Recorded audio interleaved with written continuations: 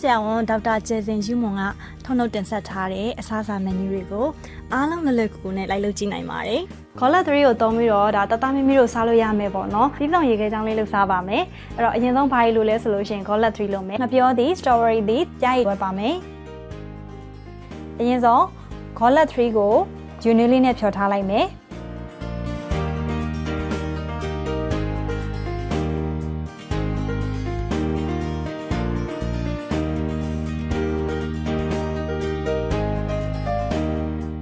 လက်ဆက်တဲ့ငပြောသည် strawberry သည်ခုနဖြော်ထားတဲ့ Color 3အရေးလေးကြားရည်ကို blender ထဲကိုထည့်ပြီးတော့ရောပြီးတော့ကြိတ်ပေးလိုက်ပါမယ်